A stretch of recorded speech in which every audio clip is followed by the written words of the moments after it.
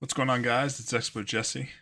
Hopefully, you guys can hear a difference on the mic. Got a new mic today for the new setup, so uh, should be sounding crispy and clean. Today, we're going to be doing our weekly watch list and recapping last week. So, last week was pretty crazy, right? So, we had a couple days of just kind of consolidation, waiting for news on Wednesday and Thursday. Let me pull up the economic calendar here on the other page.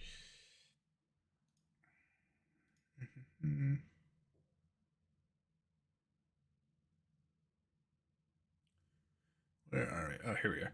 So we were waiting, right? Monday, Tuesday, we were kind of meh. And Wednesday, we had PPI. Thursday, we had CPI. And we had meeting minutes on Wednesday that didn't really move anything. The whole market was kind of waiting for that, then didn't really do anything. There is a difference between the meeting minutes and what happened last month. So if I pull up September here, last month we had FOMC press conference and the statements. Those are going to be the things that actually move the markets. So especially the press conferences. Obviously, when somebody important is talking about the economy, the market that follows that economy is going to move. So waited Monday and Tuesday for that. Didn't really have anything Wednesday that happened. Thursday, CPI. Friday was consumer sentiment. Looking while we're on this page, looking next week. So Monday we've got Empire State, and Thursday we've got manufacturing index. Nothing really big. So this is the week that I was really hoping for, right? So I'm hoping just for a week of a trend and clean price action. Week after next, we've got PMI, GDP, and Treasury currency report on that Friday. I am going to be, well, we're planning to be on vacation Thursday and Friday, so which is good because those are going to be pretty, well, Thursday might be a good day, but Friday, Treasury currency report, that comes out in the afternoon. Friday's going to be kind of trash. So, with that said, like I said, this week we've really got nothing huge going on. Home sales on Thursday at 10 a.m., so maybe not trade till 10 a.m. on Thursday. Note to self, but we'll find out there later on. So looking at what happened on the S&P this week, so let's hop over to the daily chart. So week started here on the 10th, two down inside on Wednesday. Again, we didn't really move. Had a huge day with CPI, ended green, right? We gapped, we went up, ended low, and then Friday was a pretty trash day to trade as well. Thursday and Friday were really good days to trade. Friday, I mean, if you didn't catch this move in futures before the opening bell, you kind of missed it. I don't trade the first 15 minutes, so I missed the big dump here. Consumer sentiment on Friday at 10 a.m. kind of moved, and then from there on, we were, 5 points down, 4 points up, 5 points down, 4 points up. So, kind of a tough day to trade on those days. Obviously, Wednesday was completely trash. Tuesday was, a good trading day. Monday was okay trading day. So hopefully next week we get a couple more days with trend in the S&P. As far as levels, obviously we're going to be looking at this order block down here in this area for the next level, so 3,500 to 3,525. We do have several imbalances to hop through before getting there. First one's here. Get this 15-minute imbalance. Next one is right above the order block, and this is going to be if we are going to be heading further up. Obviously, resistance is going to be at 3,700, and then this order block here, probably a little better fine-tuned than that if I went to a lower time frame, but this would be a pretty good order block to be watching out for as well.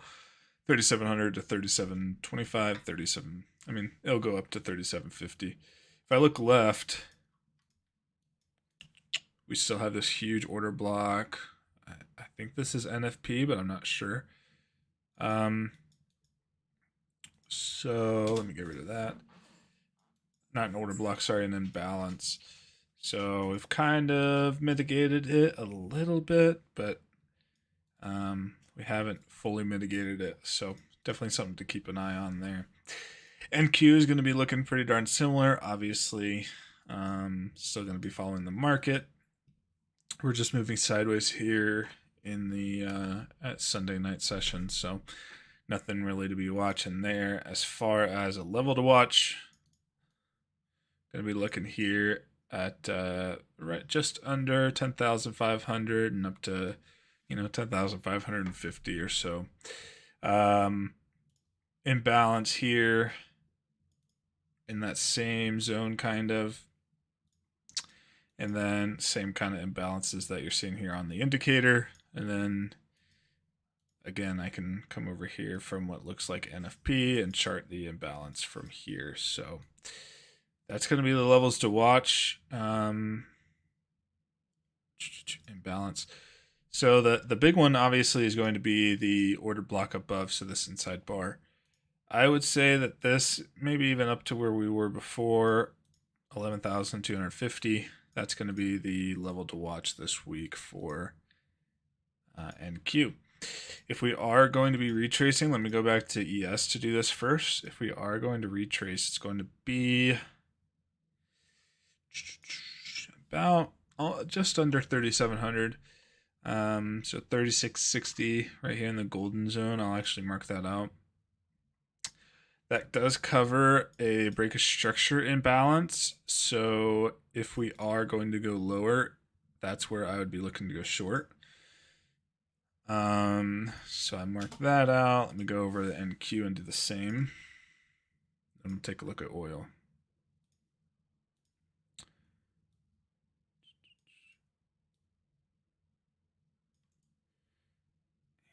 And there we go. So I'll actually throw this way over because I won't see it until tomorrow morning. So hop on over to oil. Oil on the daily chart, still kind of chopping around in this fair value range. On the daily chart, we are looking like we're going for a retrace. We almost bounced off the 50%. So I'm going to mark this out right here for a golden zone retrace. From there, we'll drop down to the 15 and the hour.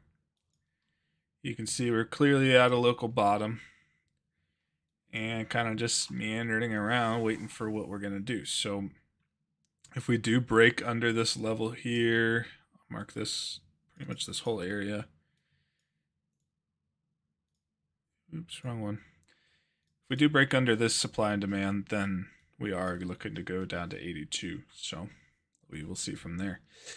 Other than that, that is the market outlook. I can take a look at a couple tickers here.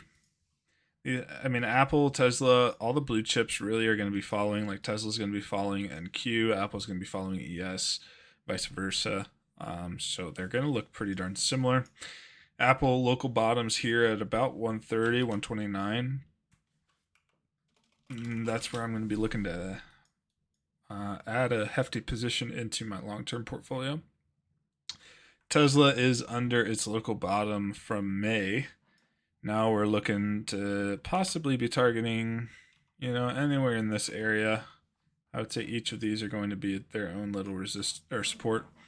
And if you're adding into a long-term portfolio position, then those would be good areas that I would say I would be willing to add into a partial position each, dollar cost average, dollar cost average, dollar cost average. So just entirely depends on what you're looking at. I haven't pulled up an Amazon or played Amazon in a while. Amazon's still over 100, which is pretty surprising. AMD, I had it in my long term, and it is very, very down. Those are, there's a guy in our group, Ryan, or Irish investor. He was calling out under 73 from the beginning of the year, back when we were at all-time highs, and we all thought he was crazy. So shout out you, Irish investor, you called it. We are now under 56. So obviously AMD is not going to stay at 56. Tech is just getting destroyed. to the upside, that's 200% return to all-time highs. It's not going to happen anytime soon. This is a buy and hodl position for me. And I've already dollar cost averaged past my nice entries. So AMD is just one of those that I believe in the company, and until I hear something differently that makes me want to not be invested in the company for a long-term position, then I will continue to dollar cost average and make sure that it doesn't hold too much weight in my portfolio. Obviously, I have a lot of ETFs in my long-term portfolio. Long-term portfolio actually turned from green to red this month. Maybe it was last month. So I was able to outperform the market for the first 8 or 9 months of the year. Then the past CPI and stuff like that turned me red on the year. So, and there was one article that I read and also took note of, that if you are a long-term investor and you bought into the lows in November of 2020, you are now break even. So essentially, like, the last 2 years did not happen. So pretty scary times in the market, but week by week, I'll do my best to navigate it and help bring you guys some information to help you have a leading edge on it too. So if you guys have any questions, I hope you guys enjoyed. Drop any questions you have down below, and I'll be sure to answer them. Have a good one, guys. Peace.